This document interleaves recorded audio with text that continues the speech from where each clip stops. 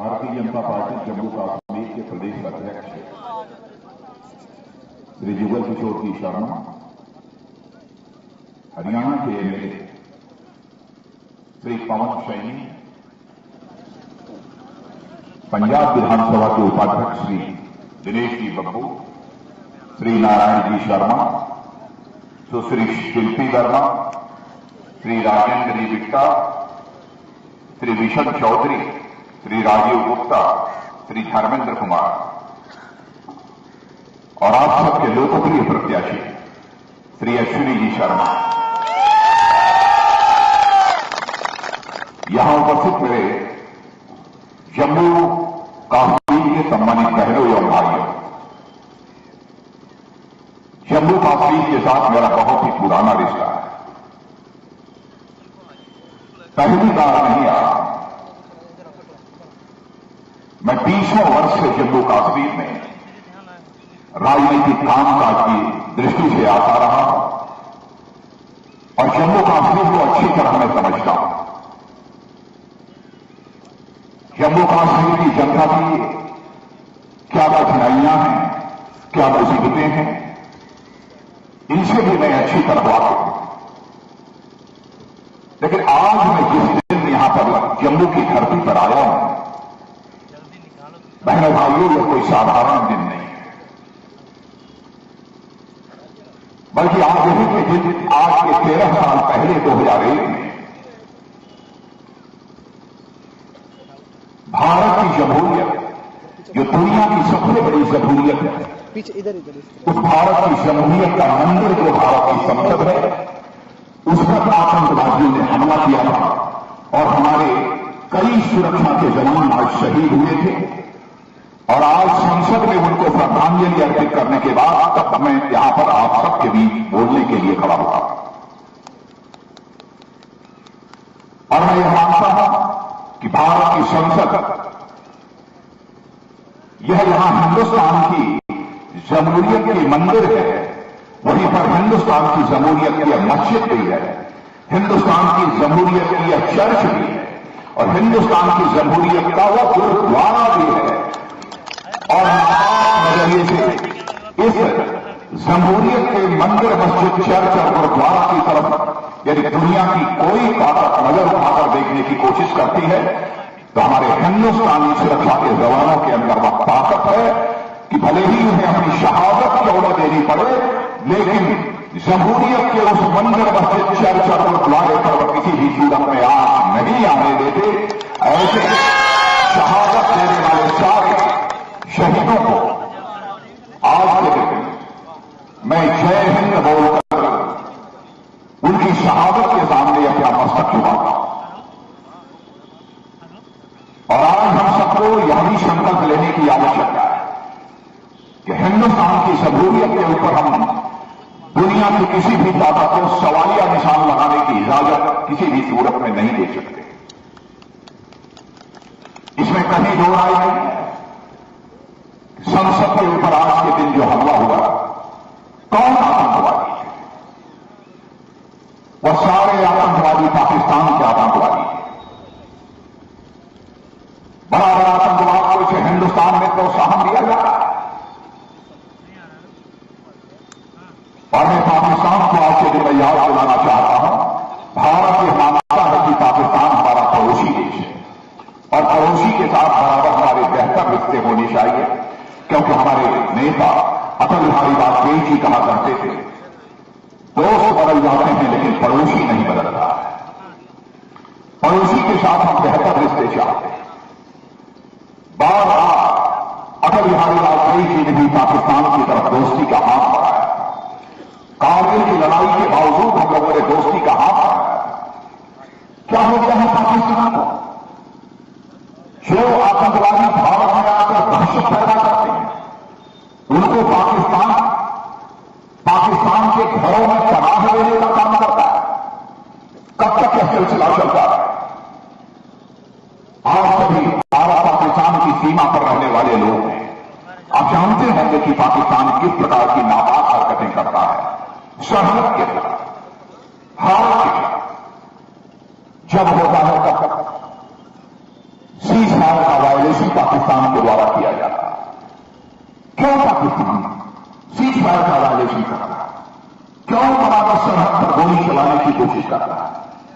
बहनों भाइयों, हिंदुस्तान के इतिहास के पन्नों को पलटकर कोई देख ले, हिंदुस्तान ने कभी भी सरहद को पार करने की कोशिश नहीं की, न तो किसी देश पर कभी कब्जा करने की इसे हिंदुस्तान ने कोशिश की है। यह हिंदुस्तान का एक इतिहास रहा है। लेकिन जब होता है तब पाकिस्तान बराबर सीज फायर का वायलेशन करता है और हमारे बॉर्डर पर रहने वाले निर्दोष नागरिकों के ऊपर गोली चलाता है। ऐसे ही आज के 2 महीने पहले भी एक घटना होती थी। और बहनों भाइयों, मैंने पूछा अपने गांवों से 24 के डीजी से क्यों होना? उन्होंने मुझे बताया, कहा पाकिस्तान ने हमारे 5 बॉर्डर पर रहने वाले भारतीय नागरिकों को मार डाला। मैंने कहा कि हमारी सोच में क्या काम? उन्होंने कहा हम लोग 16 बार उनको व्हाइट फ्लैग दिखा चुके हैं, सफेद झंडा दिखा चुके हैं। मैंने कहा क्यों झंडा दिखा? तो उन्होंने कहा साहब ये कांग्रेस के समय से परंपरा चली आ रही है कि हम झगड़ा नहीं करना चाहते, हम पाकिस्तान के साथ लड़ना नहीं चाहते, बल्कि हम पाकिस्तान के साथ बातचीत करना चाहते हैं, इसलिए हम व्हाइट फ्लैग दिखाते हैं। मैंने कहा वहां के आतंकवादी, वहां के सेना के लोग गोली चलाकर भारतीय नागरिकों की जिंदगी में उनको मौत के हाथ उठा रहे हैं और बार बार हम उनको व्हाइट फ्लैग दिखाते रहे। तो मैंने कहा director general border security force को अब 17वीं बार यह व्हाइट फ्लैग नहीं दिखाया जाना चाहिए, बल्कि पाकिस्तान को इसका मुस्तैद जवाब दिया जाना चाहिए। आपने देखा होगा जब हमारे सुरक्षा के जमाना में जिस समय भरपूर जवाब देना प्रारंभ किया, यही पाकिस्तान यूनाइटेड नेशंस के सामने जाकर प्राधिकार करने लगा कि बचा लो बचा लो। यूनाइटेड नेशन को इंटरवीन करे, हस्तक्षेप करे, यह पाकिस्तान करने लगा। ताकत तो केवल इतनी है। और जब जब हिंदुस्तान और पाकिस्तान के बीच युद्ध हुआ है, कभी भी हिंदुस्तान नहीं हारा। इस हकीकत को भी पाकिस्तान जानता, फिर भी अपनी हरकतों से बात नहीं किया। मैं पुनः आज पाकिस्तान के हुक्मरानों से अपील करना चाह रहा हूं, इस 13 दिसंबर के अवसर पर, जिस दिन हमारे सुरक्षा के जवानों ने हिंदुस्तान की जमहूरियत के मंदिर को बचाने के लिए अपनी शहादत दी। भारत पाकिस्तान के साथ बेहतर रिश्ते चाहता है, हम दिली रिश्ते चाहते हैं। केवल हाथ मिलाने से काम नहीं चलेगा, हमको दिल से दिल मिलाना चाहते हैं। यह भारत की यह बहुत ही पुरानी परंपरा है। क्या हुआ? और मैं जानता हूं सीमा पर रहने वाले, सरहद पर रहने वाले आप सब लोगों के साथ क्या होता है, आप लोगों की ऊपर क्या गुजरती है। 6 महीने हुए गृह मंत्री के रूप में मुझे जिम्मेदारी संभालते थे और मैं आपको बताकर जाना चाहता हूं बहनों भाइयों, आपकी हर समस्या पर हमारी नजर है। चाहे हमारे 47 के विस्थापित भाई हों, चाहे 65 के हमारे विस्थापित भाई हों, चाहे हमारे पाक ऑक्युपाई कश्मीर के विस्थापित भाई हों, हम सबको भारत के नागरिक के रूप में देखना चाहते हैं। हम चाहते हैं कि हिंदुस्तान का जो हक है यहां की जमीन पर और हिंदुस्तान पर, वही हक उनका भी होना चाहिए। यह हमारी दिली ख्वाहिश है और ऊपर वाला इस दिली ख्वाहिश को हमारी पूरी करेगा, मुझे पूरा विश्वास है। इस हिंदुस्तान को एक मजबूत और ताकतवर नेतृत्व मिला है। और इसको मैंने पार्टी का राष्ट्रीय अध्यक्ष रहते हुए पहचान लिया, उसी समय पहचान लिया। इसलिए मैंने कहा था सबसे पहले चुनाव के लगभग 9-10 महीने पहले कि हिंदुस्तान का सर्वाधिक लोकप्रिय नेता, हिंदुस्तान की जनता का चहेता कोई है तो उसका नाम है नरेंद्र भाई मोदी।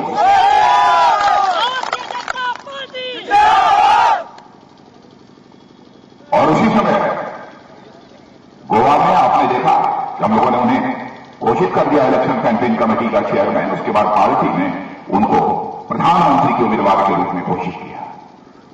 आज क्या हालत है बहनों भाइयों, मैं यदि ये कहूं 6 महीने में हमारी सरकार ने यह काम किया, यह काम किया, यह काम किया, हमारे भी राजनीतिक विरोधी उस पर बहस तो कर सकते हैं, लेकिन इतनी बात मैं दावे के साथ कह सकता हूं, एक काम हमारे प्रधानमंत्री जी ने जो किया है उस पर बहस की कोई गुंजाइश नहीं।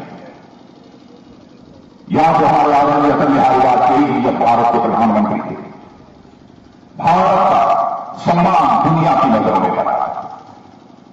जब पहली बार ऐसा हुआ है, उसके बाद क्या दुनिया के सभी देशों के नेताओं की जुबान पर यदि किसी का नाम है तो भारत के प्रधानमंत्री नरेंद्र भाई मोदी का।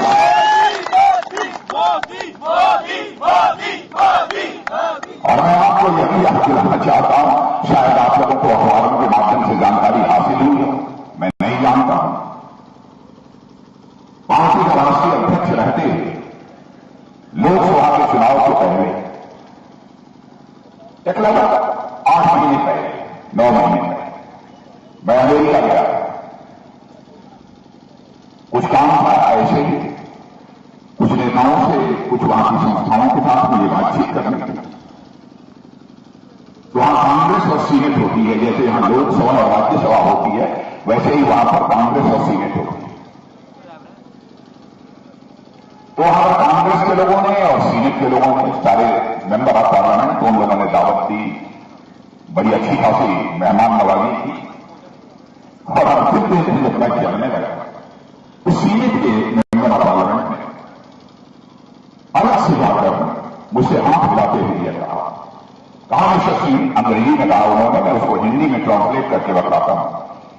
उन्होंने मुझसे कहा कि मिस्टर सिंह, आप सारे यहां के बड़े बड़े हुक्मरानों से बातचीत आपकी हुई है, सारे इतने कांग्रेस और सीनेट के मेंबर ऑफ पार्लियामेंट मिले, और अब हम लोगों को मालूम है कि आप श्री नरेंद्र मोदी जी को भारत का प्रधानमंत्री देखना चाहते हैं। मैंने कहा जरूर देखना चाहता हूं। तो उन्होंने कहा क्या आपको मालूम नहीं है, अमेरिका दुनिया का सबसे ताकतवर देश है, और इस अमेरिका ने नरेंद्र भाई मोदी को अमेरिका में प्रवेश घुसने पर प्रतिबंध लगा दिया है। नरेंद्र भाई मोदी अमेरिका नहीं आ सकते, मना कर दिया है अमेरिका ने नरेंद्र भाई मोदी को वीजा दिया। तो मैंने उनको बताया, मैंने बताया कि देखो भैया, नरेंद्र भाई मोदी ने कभी भी अमेरिका आने की इच्छा व्यक्त नहीं की, इसलिए वीजा हासिल करने के लिए कोई एप्लीकेशन देने का सवाल ही नहीं पाया। लेकिन बहनों भाइयों, चलते चलते मैंने उनका हाथ पकड़कर मैं किनारे ले गया, धीरे से उनकी कान में मैंने कह दिया, मैंने कहा सुन लो, 6 महीने के बाद यह हिंदुस्तान की जनता ऐसे हालात पैदा करेगी, ऐसे हालात पैदा करेगी कि जिस अमेरिका को आप दुनिया का सबसे ताकतवर देश कहते हैं, यही अमेरिका रेड कार्पेट बिछाकर नरेंद्र भाई मोदी का स्वागत करेगा। भाइयों में यही हुआ, यही हुआ। मोदी मोदी देखा ये भारत का मान, सम्मान, स्वाभिमान दुनिया में बढ़ा है रहने वाली, और इंसान के दिल की सबसे मजबूत यदि कोई फीलिंग होती है, भावना होती है, तो मान, सम्मान, स्वाभिमान होती है। क्यों ऐसा होता है कि हमारे और आपके परिवारों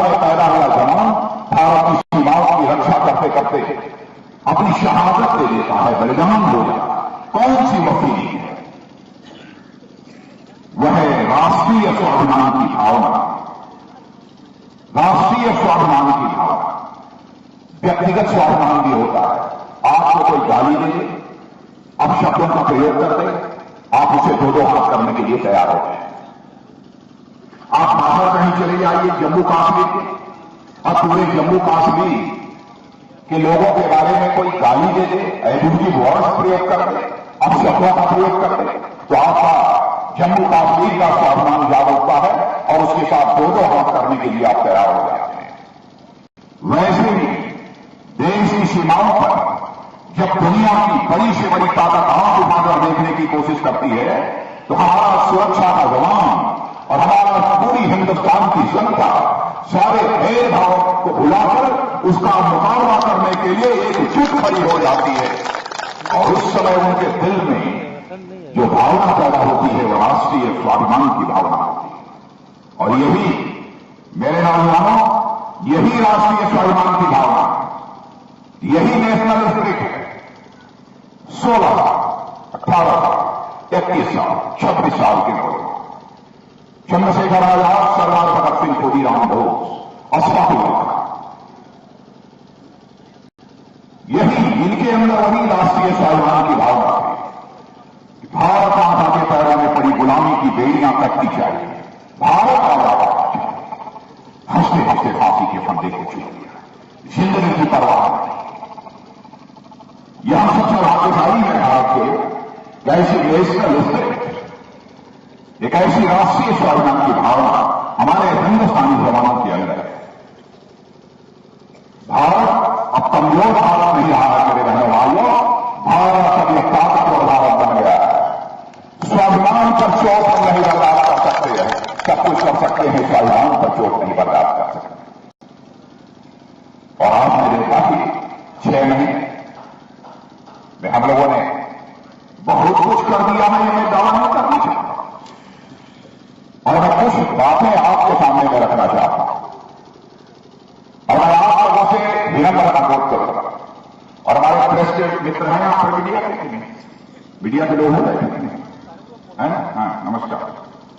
आप लोगों से भी मैं कहूंगा, मीडिया के लोगों से भी मैं कहूंगा, जो बातें मैं कहने जा रहा हूं तथा जो बातें मैंने कहा उसमें कोई बात गलत हो तो आप अपने अखबार के पन्ने पर लिख देना कि राजनाथ सिंह आए थे, गलत बोलकर गए हैं, जनता की आंखों में फूल झोंक कर उन्होंने समर्थन हासिल करने की कोशिश की है। मैं इसे स्वीकार कर लूंगा, क्षमा मांग लूंगा, क्योंकि जीवन में भी मैंने राजनीति की है तो जनता की आंखों में फूल झोंक कर राजनीति नहीं की है, बल्कि जनता की आंखों में राजनीति है। मैंने भाइयों से सुना यह बात है, क्या यह सच नहीं है? क्या आज से 6 महीने पहले लगातार 10 वर्षों तक जब वहां कांग्रेस की हुकूमत थी तो लगातार 10 वर्षों तक हमारी बढ़ी है? यह सच है कि नहीं? मैं आपसे एक आवाज, क्या यह सच नहीं है? 6 महीने पहले 10 वर्षों तक लगातार कांग्रेस की हुकूमत में पेट्रोल और डीजल की कीमतें बढ़ी हैं? क्या यह सच नहीं है कि आजाद भारत में जितने बड़े घोटाले, लाखों करोड़ रुपए के घोटाले हुए हैं तो केवल कांग्रेस के 10 वर्षों के शासनकाल में?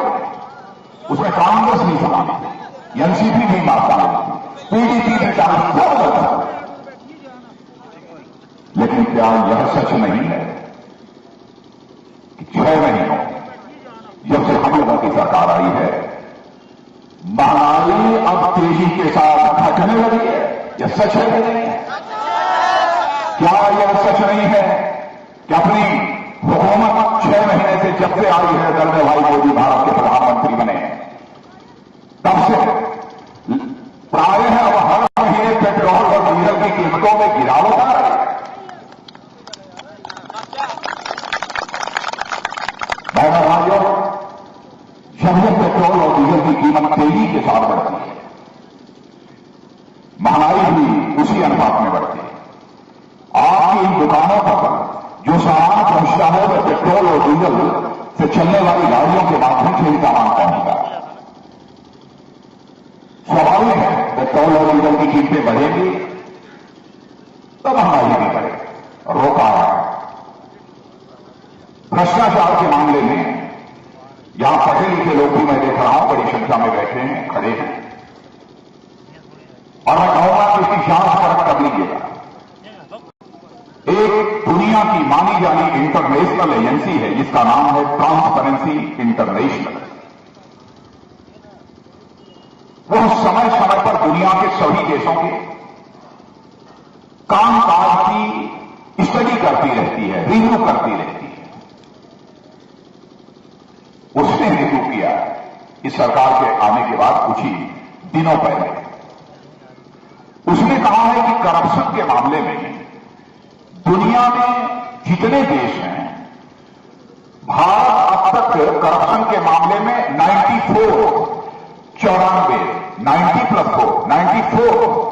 इस स्टेप पर खड़ा था, इस पायदान पर खड़ा था।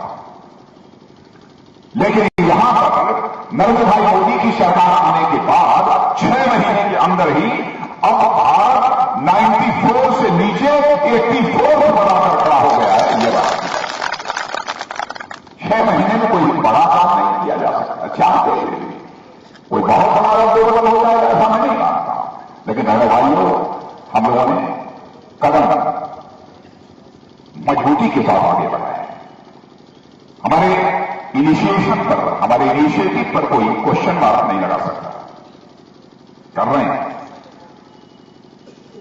प्रधानमंत्री जनधन योजना के अंतर्गत भी आप लोगों के अकाउंट बैंक में खुल गए हैं कि नहीं? सभी परिवारों के जो हाथ लगाकर बतलाएंगे। लेकिन जिनके नहीं खुले होंगे 6 महीने के अंदर हिंदुस्तान में, भले ही खुले आसमान के नीचे कोई परिवार क्यों न रहता होगा, भले ही उसके घर में एक पैसा भी नहीं होगा, उसका बैंक में अकाउंट खोला जाएगा। बहनों वाले, बैंक में अकाउंट। राजनाथ सिंह जी, राजनाथ सिंह जी।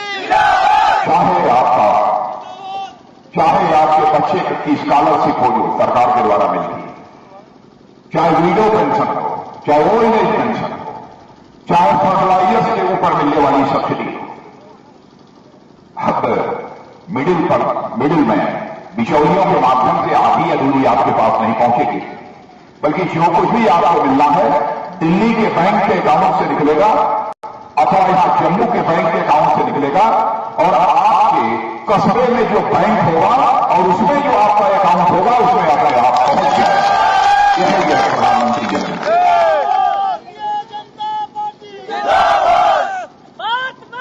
और इतना परिवार में कोई दुर्घटना हो गई, भले ही आपने आज अकाउंट खोला, कल कोई दुर्घटना हो गई, किसी की मृत्यु हो गई, तो यह लाइफ इंश्योरेंस कॉर्पोरेशन 1 लाख रुपया लेकर आपके घर पहुंच जाए।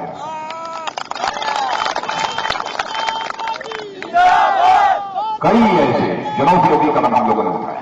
मैं देख रहा हूं यह हमारे सामने जो नौजवान बैठे थे, मेरे बहनों भाइयों, हम लोगों की नजर हिंदुस्तान के जवानों पर है, हिंदुस्तान के किसानों पर है। और इसका मतलब नहीं है कि हम आपके व्यापार जगत से जो जुड़े हैं उन पर नहीं है। एक कोई प्रोफेशन, एक कोई पेशा जो सबसे बड़ा पेशा इस हिंदुस्तान का है वो एग्रीकल्चर का है। किसान की जब परचेजिंग कैपेसिटी बढ़ जाती है, क्योंकि आज भी हिंदुस्तान में 70% पॉपुलेशन फार्मर की है, एग्रेरियन की, उसकी परचेजिंग कैपेसिटी बढ़ जाती है तो अपने आप दुकानदार की दुकानदारी चलने लगती है, व्यापारी का व्यापार चलने लगता है, मास्टर की मास्टरी चलने लगती है, वकील साहब की वकालत चलने लगती है, डॉक्टर साहब की डॉक्टरी भी चलने लगती है, सारा हिंदुस्तान अपने आप चलने लगता है। इसलिए मैंने कहा किसानों पर भी है, ताकि जो कुछ भी पैदा करते हैं वह खेती मुनाफे की होनी चाहिए, और हमारा जवान जो यहां बैठा उसके मजबूत हाथों के लिए रोजगार का अवसर मिलना चाहिए। और आप ये सोचते हैं कि रोजगार का अवसर कैसे मिल सकता है? आपको महीने 2-4 महीने में हम नहीं दे पाए, ईमानदारी की बात, लेकिन पहल कर दी है मेरे जवान। पहली बार भारत के इतिहास में स्किल डेवलपमेंट की अलग से हम लोगों ने मिनिस्ट्री ही बना दी।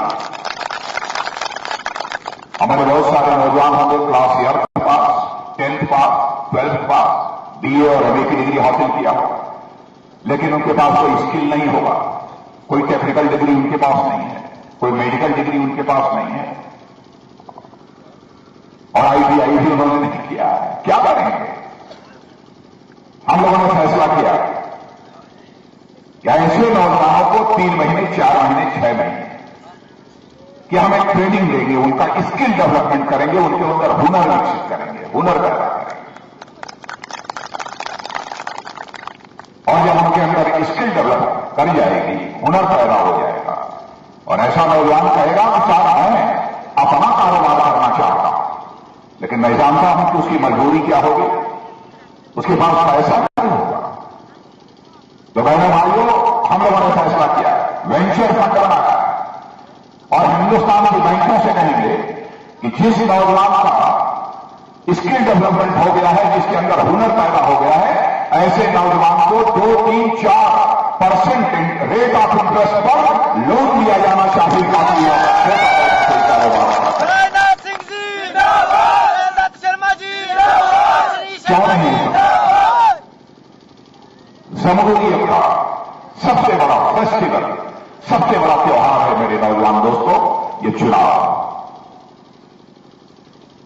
आप चाहो किसी राज्य अथवा देश की तकदीर भी बदल सकते हो, उस राज्य अथवा देश की आप तस्वीर भी बदल सकते हो। आप पहचान हो, आप अपनी सब कुछ कर सकते हो। और मैं फिर से अपने यहां पर जो हमारे विस्थापित डिस्प्लेस्ड लोग हैं, चाहे 37 के होंगे, चाहे 65 के होंगे, 71, मैं हर समस्याओं की अलग अलग चर्चा नहीं करना चाहता। हमको समझा, मुझे मालूम है फेंसिंग होती है, और फेंसिंग के दौरान जो आपकी लैंड एक्वायर की जाती है, जो आपकी जमीन एक्वायर की गई है, आज तक आपको कंपनसेशन नहीं मिला है। ये सही है कि नहीं? और मैं जानता हूं कि गोली आपके ऊपर चल रही है, आपको अपना घर बार ऑर्डर से छोड़कर पीछे हटना पड़ता है, उसकी भी मुकम्मल व्यवस्था होनी चाहिए। गांव में भी बहुत सारे लोगों की मांग थी कि बंकर्स बनने चाहिए, क्योंकि मैं आने के बाद इन सब सारी समस्याओं का अध्ययन किया था। तो उसमें कुछ मामले अभी कुछ विवाद के हैं, क्या हो सकता है वो मैं डिफेंस मिनिस्ट्री के साथ बातचीत करने के बाद भी मैं देखूंगा इसमें क्या किया जा सकता है, करूंगा कुछ। लेकिन हाँ, इतना मैं जरूर कहना चाहता हूं कि हम आपको राहत देंगे, हम आपको एक भारत के नागरिक के रूप में देखना चाहते हैं। इसलिए आज के अवसर पर कुछ ज्यादा कुछ लगे, सबको देखा, जम्मू कश्मीर में भी आपने बीजेपी को नहीं देखा, सबको देख लिया, नेशनल कॉन्फ्रेंस को भी देख लिया, पीडीपी को भी देख लिया, और कांग्रेस को तो 60 सालों से देख रहे हैं, 60 सालों से देख रहे, थक गए लोग देखते, लेकिन इस बार छुट्टी कर दिया, जाओ बहुत हो गया। और आपने देखा नहीं, हरियाणा में भी चुनाव हुआ था 1.5 महीने 2 महीने पहले। मैंने भाइयों, आप कभी सोच नहीं सकते थे कि हरियाणा में बीजेपी क्लियर मेजॉरिटी के आधार पर सरकार चलाएगी, स्पष्ट बहुमत मिलेगा, यह सोच नहीं सकते। वहां भी जनता ने भी भारतीय जनता पार्टी को छप्पर फाड़ कर दिया है, छप्पर फाड़। महाराष्ट्र की संख्या में भी हमको दिया है, और इस समय झारखंड और जम्मू कश्मीर के चुनाव हो रहे हैं। मेरी बात पर यकीन मत करना, यकीन करने की इच्छा न हो तो मत करना। जितनी भारत की ही नहीं, जितनी इंटरनेशनल सर्वे एजेंसीज हैं, वह भी कह रही हैं कि अब झारखंड और जम्मू कश्मीर में भी सबसे आगे जो पार्टी जा रही है सरकार बनाने की स्थिति में,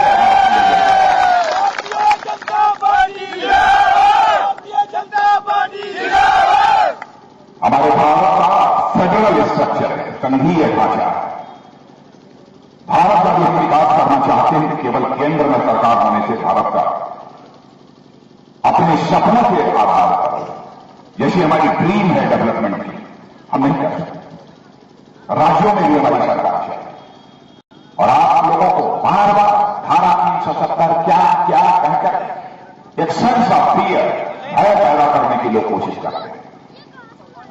मैं जानता हूं, हम लोगों ने पहले कहा था कि बहस होनी चाहिए, लेकिन मेरा भाइयों, जम्मू कश्मीर का रिश्ता भारत के साथ केवल धारा 370 ही तक का रिश्ता नहीं है, हमारा और आपका रिश्ता खूब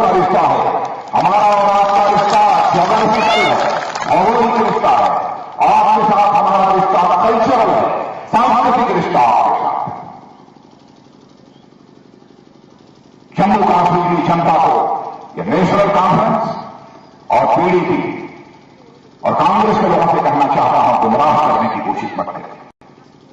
आपने देखा जिस समय यहां पर सैलाब की तबाही थी और सैलाब की तबाही से जम्मू कश्मीर की जनता जद्दोजहद कर रही थी, तो यहां की सरकार ने हाथ खड़े कर दिए थे।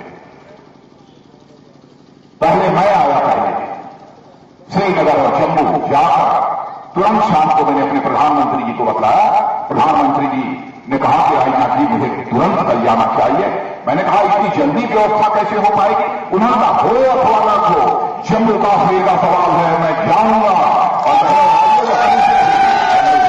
और नरेंद्र भाई Modi, Rajnath Singh ji, special package assistance का स्पेशल पैकेज दिया 1000 करोड़ रुपए की तुरंत घोषणा। मैंने भी हमारी भी यहां के मुख्यमंत्री से बात हुई थी। मैंने कहा कि हमारे जो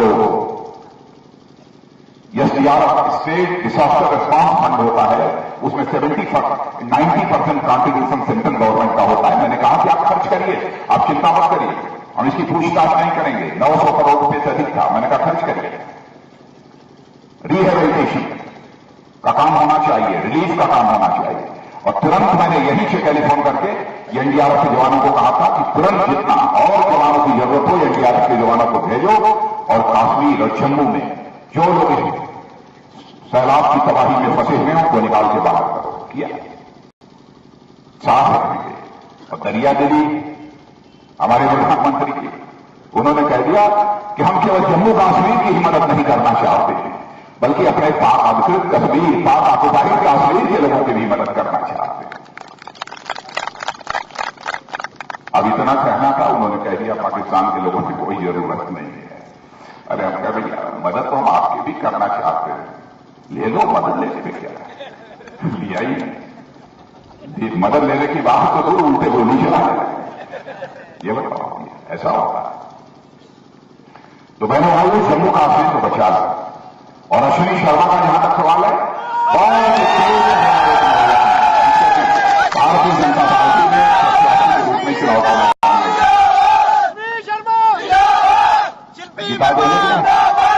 जिता देंगे पक्का, पीछे चले